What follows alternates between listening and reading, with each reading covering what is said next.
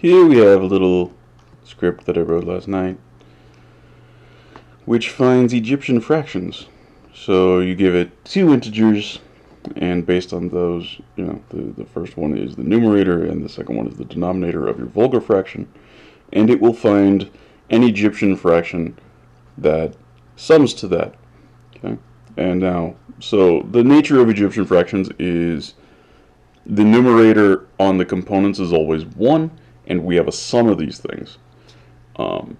And there is an infinite number of possible ones for any given rational number. So the ways in which you can optimize this are myriad, right? You can optimize it for the minimum number of terms. You can optimize it for the nicest denominators. You can optimize it for the simplest algorithm. You can optimize it for and this is basically what I did here. I'm not even sure how to word this, but you can optimize it for an algorithm that is based on the least complicated sub-operations. So this method I came up with just fiddling around, and I haven't seen it anywhere else. I'm sure somebody else done this because I felt it was quite obvious. So I'm sure this is a thing.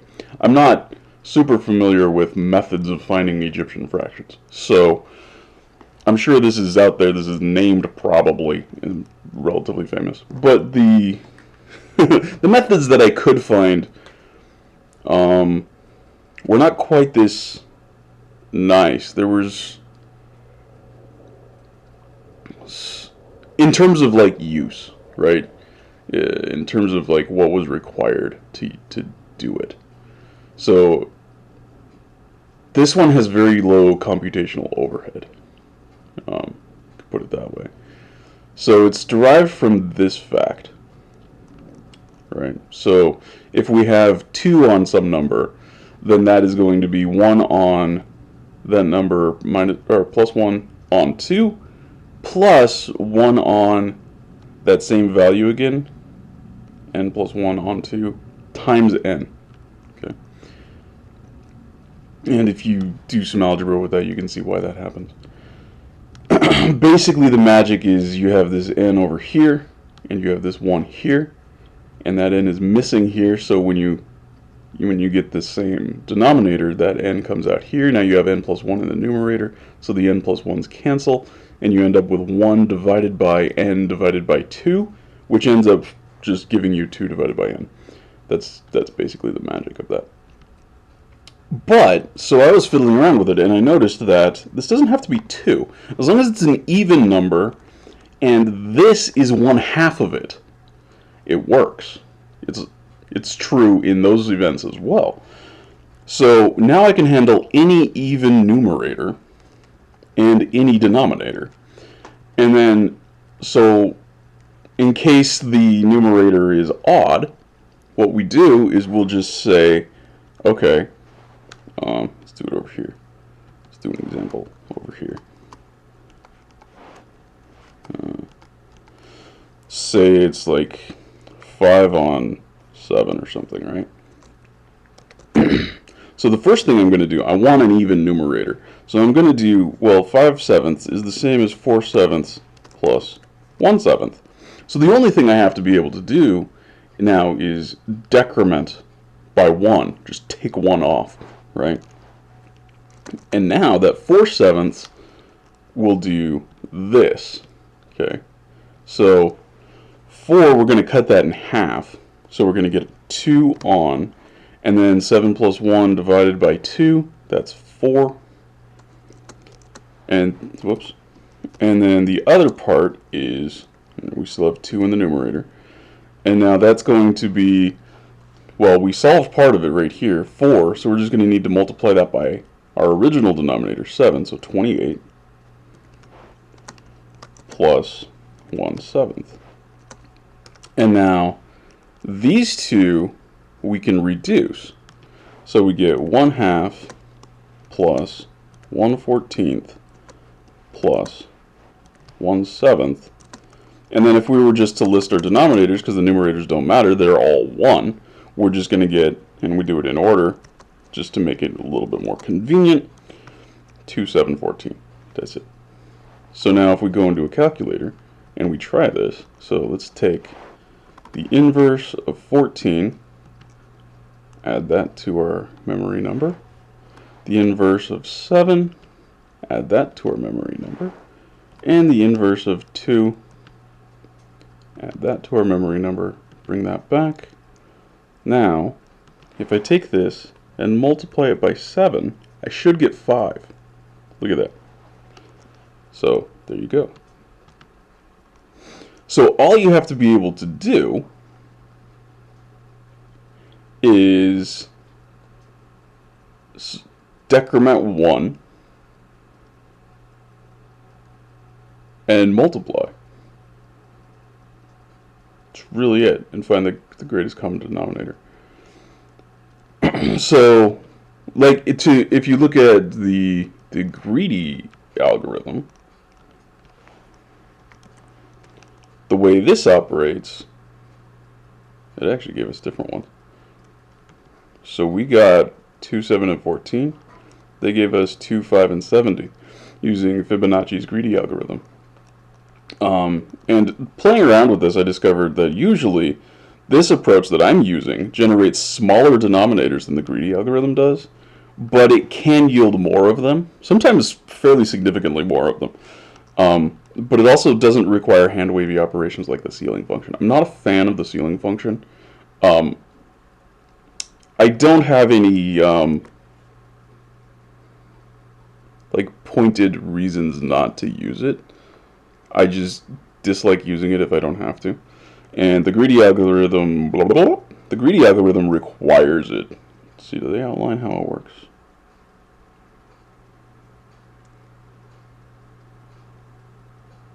Yeah. Anyway, it requires it. So you're doing divisions inside your division problem a lot. And I find that ironic.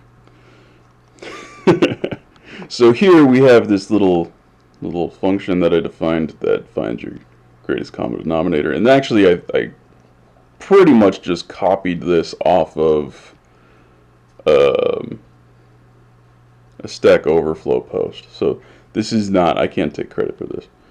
I understand how it works, though. It's quite nice. It's quite elegant. I like it. And then here's just the pretty text to input your numbers. This is to manage looping correctly. And then we're going to make arrays that we put our pieces into. And this takes, so here, let me run this. Well, here, I haven't run it yet. So let's do 5 and 7 and show you that it should actually give you exactly what I did manually. There you go. So this 0 out here is the whole component, right? And then these are our denominators, 2, 7, and 14. And if we sum these unit fractions, we get 5/7. So let's do one where it would be larger than 1, right? So like 171 on 17. So obviously 17 will go into that 10 times, and then there's 1/17 left. I think you can see that pretty much by looking at it. So there's some handling in this program that I did for the whole component. So it doesn't have to be a fraction between 0 and 1, right? It can be anything. I felt that was nice to be able to handle anything, and this is setting us up for being able to do that. This K component here. So here we don't know going in if it's reduced or not, right? Because we're allowing any integers to come in, so from the user. So we'll reduce it here, and this piece actually shows up 3 times in the program. And I found it was easier not to try to turn it into a function and just call it 3 times, because I can literally just cut and paste it, and it's not that big, and whatever. There are more elegant ways of handling this from a maintenance perspective, of course, but as far as getting it working, meh. So wherever it says reduce if possible, it is just a copy of this same one. And it does have to occur in each of these places, otherwise it does not work correctly for all cases. And then we have our loop here. So this one, this first part, so it's been reduced. This first part is going to handle your odd numerators. So what it's going to do is it determines that it's odd, that it's bigger than 1, and it's odd. So then what it's going to do is it's going to, the term that it's operating on, it's going to decrement the numerator there, and then it's going to append to the list another numerator, another numerator that is just 1. Okay? And in concert with that, it is going to, so the index that we're looking at, we don't have to do anything with the denominator. It stayed the same, right? So like 5/7 turned into 4/7. The denominator stayed the same, so we don't have to touch that. But we do, when we append this 1, this extra component here, we have to append the denominator as well, and I have it being int here just so you don't get like 7.0 or whatever. So it looks nice in the final result. And then here we have it. So anywhere that we're handling the D. The D is the denominator. I'm just making it an int. I'm casting it to int every single time, whether it needs to be or not. And I'm not doing that here because I don't care, because we don't see these. We know it's always 1. So if the computer wants it to be 1.0 or 1, I don't give a shit, because we're not going to see it. So that's that difference right there. Okay, so then we have to reduce again after this, because we don't know, because we just changed numerators. So, you know, this one that we produced, it could be reducible. It might be possible, right? Say that was like 6 on 9 or something, right? So you had like 7/9. This would be 6 on 9 now. That can be reduced. So we need to check it right now, right after this. And then we're going to handle any even numerators. So this just checks if it's even, and then what we're going to do is we're going to split the numerator in half on both of the components.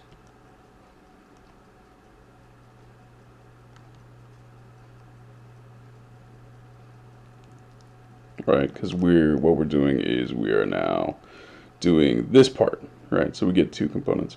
So we're getting we're appending this guy. That's what's happening. Okay. So the numerators are going to be half of what it was going to be, right? So here, that 4 gets split into a 2 and a 2, and then your denominator is all that nonsense. Then that's, I think you can see that that's going to be these. And I have it in, yeah. So the appended one is this one.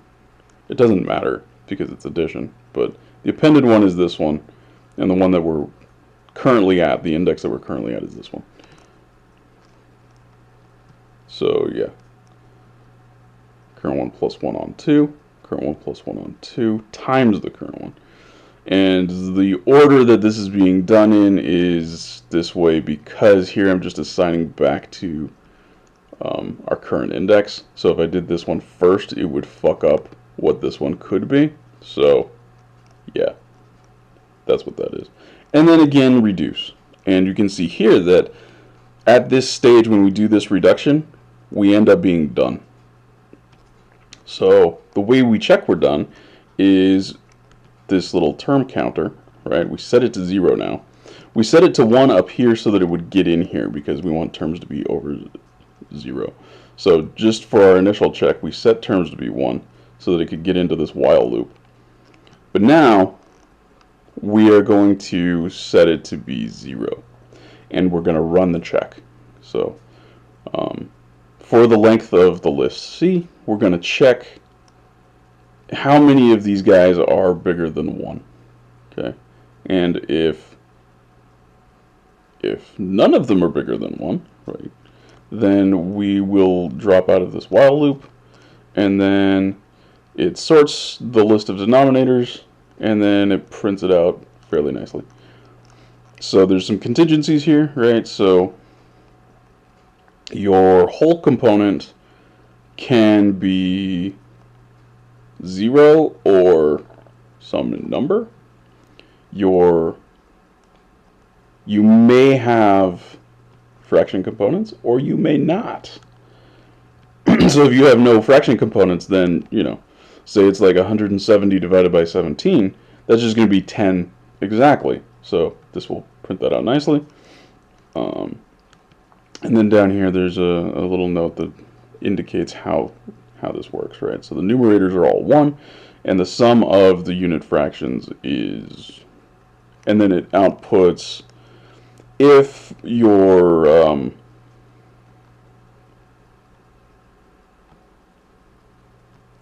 so if you have a fraction component and your whole component exists, it's more than 0, then it will print that along with the fraction components, the fraction component. And this is the vulgar fraction component, right? If there's no whole component, then it will just give you a vulgar fraction. And if there is no fraction component, it will just give you the whole number, even if it's 0. So that's it. That's the whole program right there.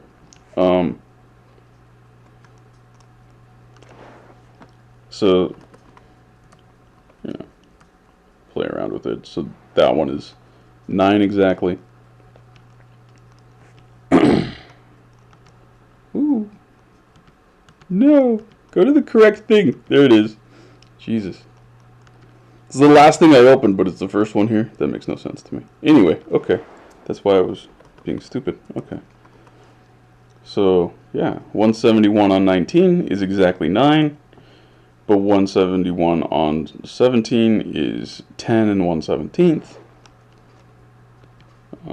If we sort of do a flipped version of this, so let's do, I think this one was fairly nice.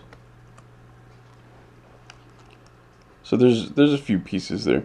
Let's go over to here and let's see, let's have the greedy algorithm do 111 on 171.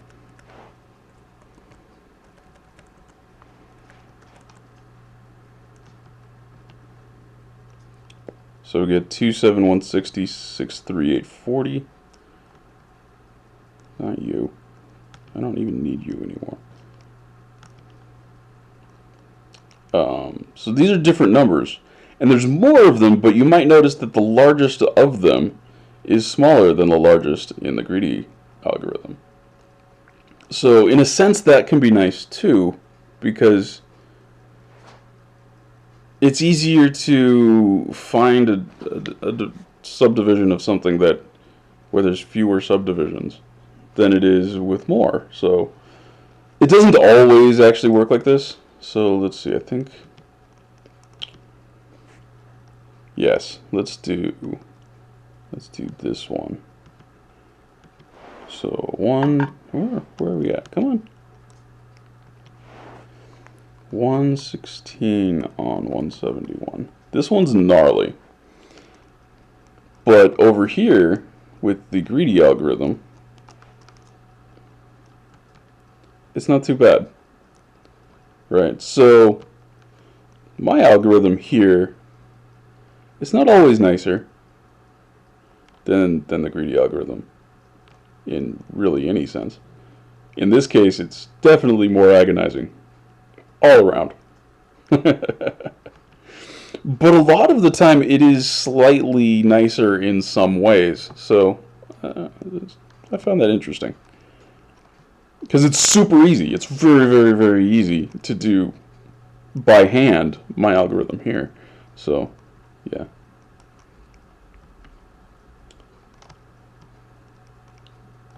And again, like that, I'm sure that method is known. I'm just not that versed in doing shit like Egyptian fractions. So, and it was very easy for me to stumble upon, so I'm sure somebody else has discovered this, but yeah. So I'm not taking full credit for it, although I did independently discover it. So there we go.